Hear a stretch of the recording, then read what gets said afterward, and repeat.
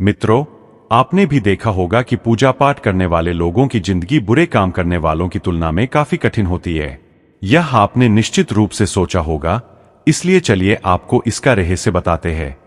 चलिए आपको पुराणों में वर्णित एक कहानी सुनते हैं जो आपको बताएगा कि हर जीव को उसके काम के अनुसार फल मिलता है।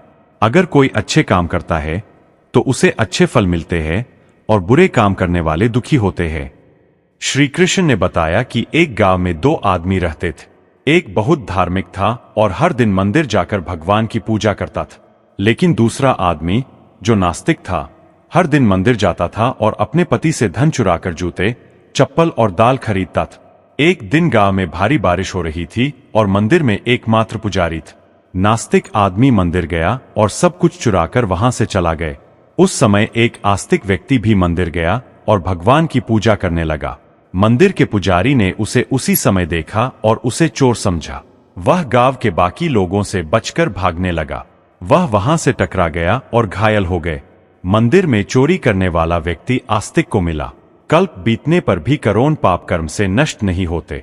जब दोनों मर गए, आस्तिक व्यक्ति ने यमराज से पूछा कि उसके साथ ऐसा क्यों हुआ। यमराज ने कहा कि अगर तुम पर झूठा आरोप लगाया गया तो तुम मर जाओगे, लेकिन तुमने अच्छे काम किए तो बच जाओगे। यमराज ने कहा कि उसके भाग्य में एक राजा बनना लिखा था, लेकिन उक्से ने अपने पापों के कारण वह सिर्फ एक छोटे से चोर बन गए। मित्रों, शास्त्रों में कहा गया है कि पाप कर्म के बिना भोगे गए करोड़ों का नाश नहीं होता।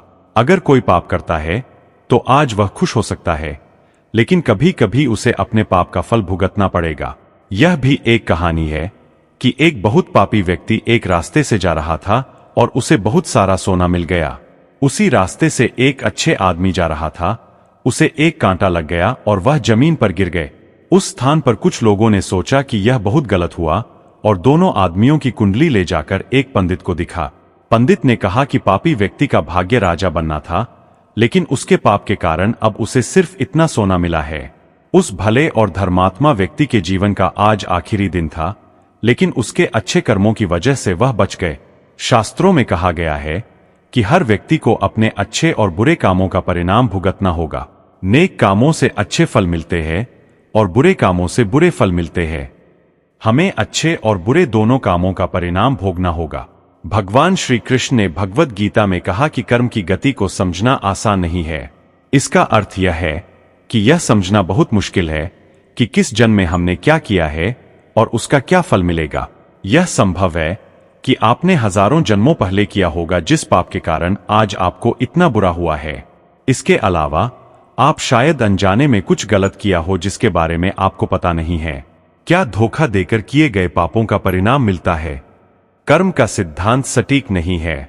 चाहे आप जानबूझकर करें या अनजाने में, अगर आप कुछ गलत करते हैं तो आपको उसका फल अवश्य मिलेगा। शास्त्र कहते हैं कि अगर आप अचानक आग को छुए तो आपका हाथ जलेगा ही। शास्त्रों में कई कहानियां हैं जो बताती है कि अनजाने में किए गए पाप का फल भी लोगों को मिला है।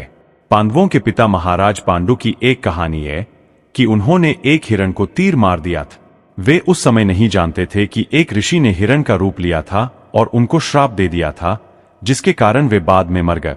सहस्त्रों के अनुसार क्षत्रिय राजाओं को शिकार करने की अनुमति थी और हिरण को मारना कोई पाप नहीं था, लेकिन पांडु को पता नहीं था कि वे एक ऋषि थे, इसलिए उन्हें इतना बुरा श्राप मिला कि वे मर गए। पाप से बचने के लिए क्या करें? श्रीमद् भगवद गीता में भगवान कहते हैं कि कर्म और उसके फलों को समझना बहुत कठिन है, लेकिन प्रत्येक व्यक्ति अपने कर्मों के फल अवश्य प्राप्त करता है। श्रीमद् भगवद गीता के अध्याय 18 में भगवान श्री कृष्ण ने कहा कि सभी धर्मों को छोड़कर मेरी शरण में आओ और मैं तुम्हें सभी पापों से मुक्त कर दूंगा। आपको धन्यवाद।